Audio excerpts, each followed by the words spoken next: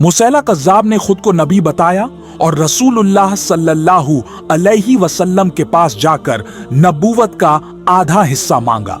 उसने कहा, अगर तुम मुझे नबूवत का आधा हिस्सा दोगे तो मैं तुम्हारा अनुयायी बन जाऊंगा और इस जमीन का आधा कुरैश का और आधा हमारा होगा। हम नबूवत के साझेदार होंगे।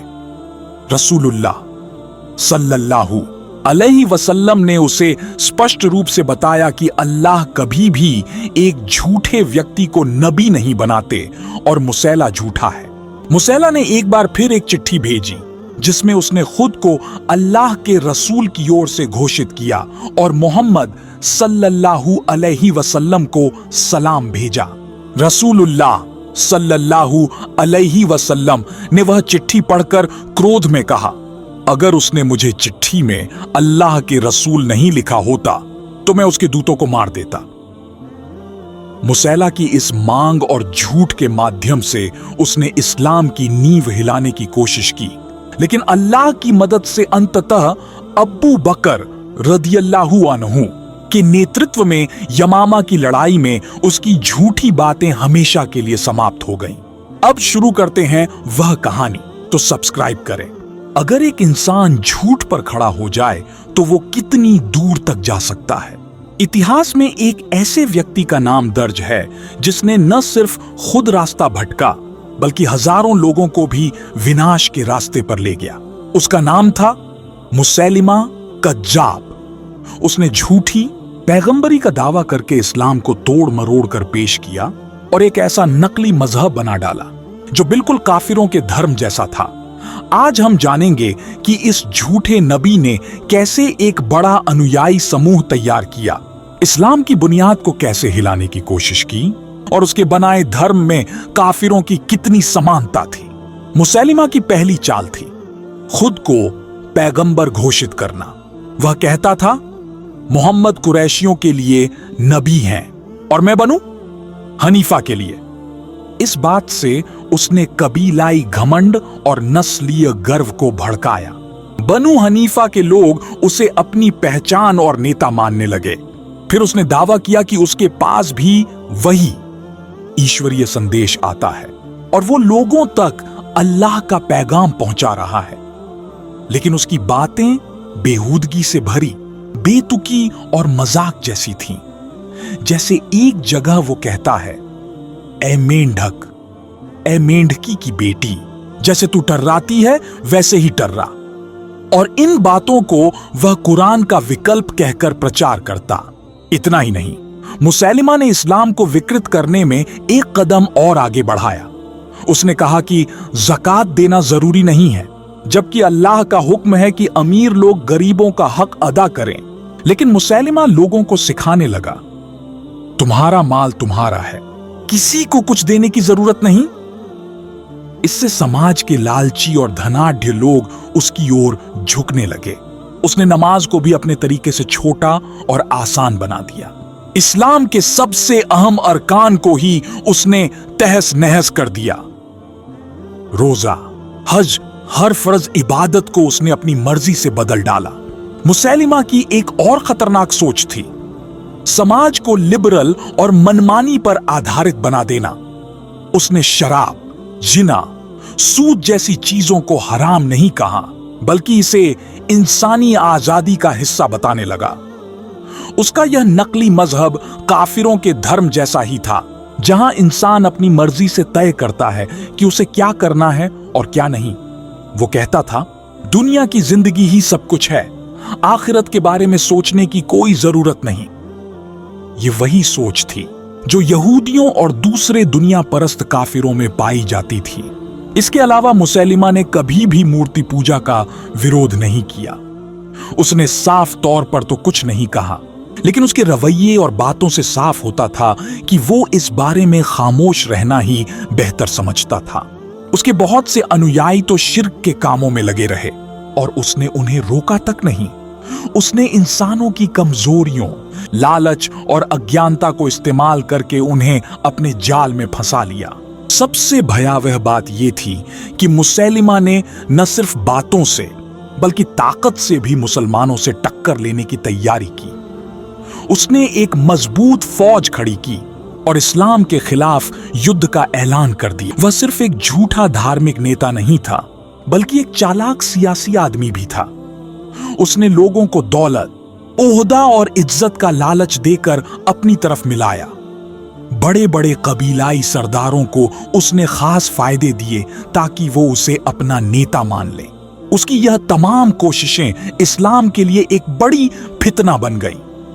एक तरफ वो इस्लाम के रूप को बिगाड़ रहा था, दूसरी तरफ हजारों लोगों को गुमराह करके उन्हें तबाही की तरफ ले जा रहा था। उसके अनुयायियों और मुसलमानों के बीच एक भीषण जंग हुई, जिसे यमामा की जंग कहा जाता है।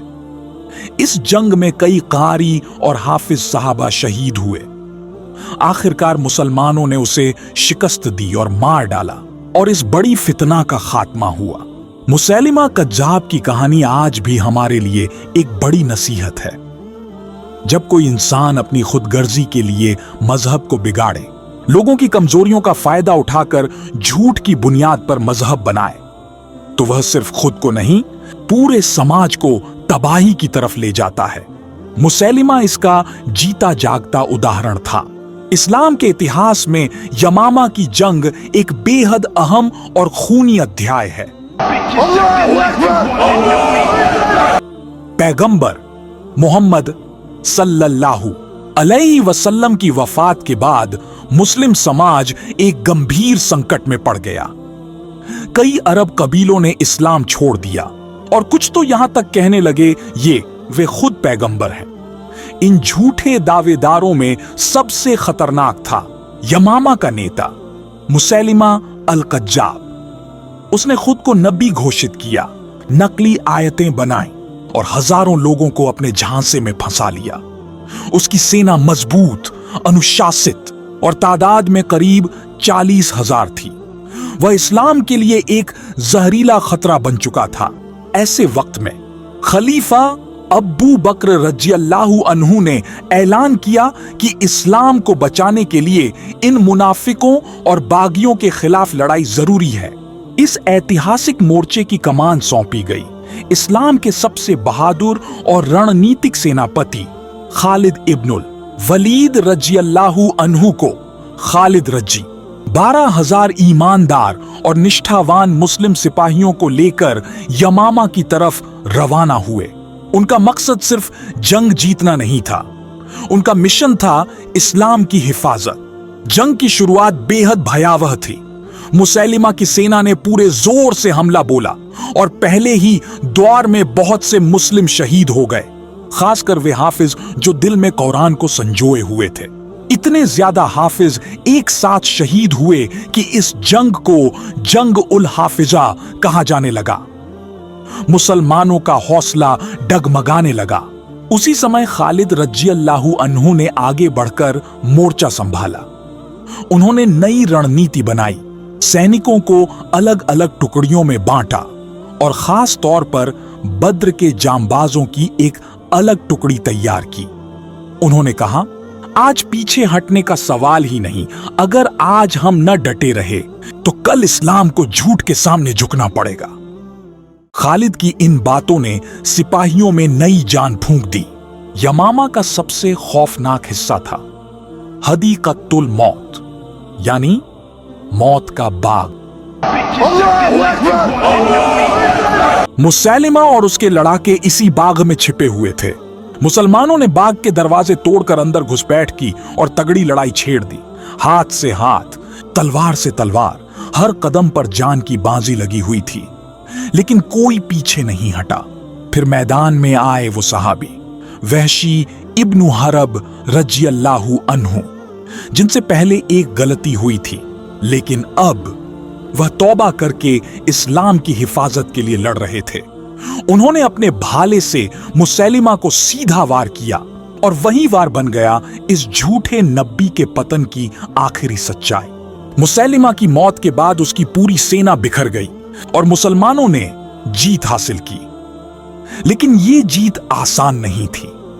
हजारों जानों की कुर्बानी, सहाबियों का खून और दिलों में अल्लाह पर भरोसा, इन सब ने मिलकर इस्लाम को फिर से मजबूती दी।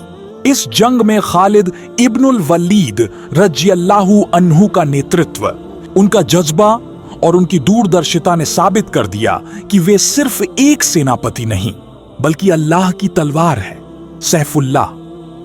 उन्होंने आगे रहकर खुद लड़ाई लड़ी, जख्मी हुए, लेकिन कभी पीछे नहीं हटे। उनकी मौजूदगी ही सिपाहियों की ताकत बन गई। यमामा की जंग कोई आम जंग नहीं थी।